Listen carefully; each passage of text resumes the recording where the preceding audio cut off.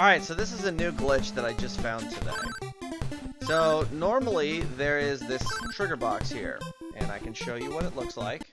So you can see with the Lua console here. This actually will show the trigger box. So you can see it right here in this red part in the center, right here, okay? So this is the actual trigger box that prevents us from being able to go up north until normally this is when you were required to have the teleport spell. However, if I discovered something interesting today on accident. So I'm going to go ahead and teleport to Brynmare. And if at the beginning of the game you have flight and the sword of fire and the ball of fire, so you have a way to be able to destroy ice walls, you actually have access to Mt Sabre North. So what happens is that there's right here on this bridge, it separates the east and the west side. Now normally that would allow you to get the Statue of Onyx item from right here by crossing the bridge.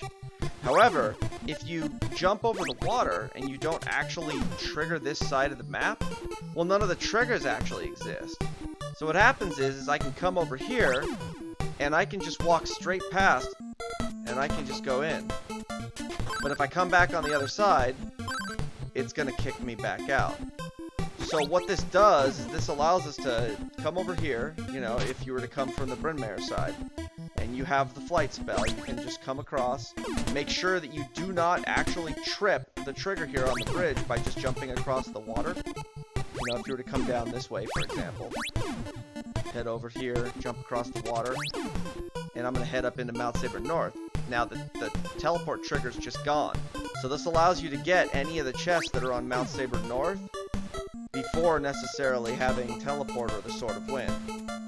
And so now I was able to glitch right past the rabbits there, the rabbit skip, and here I am up on the northern side. Now since I also have flight, I have the secondary benefit of being able to just fly straight up this hill right here.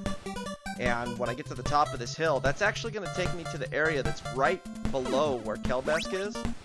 So this is where Kelbesk is right here. Okay, but down below, if I don't have the Sword of Wind yet, but I do have fire available, then I can come in here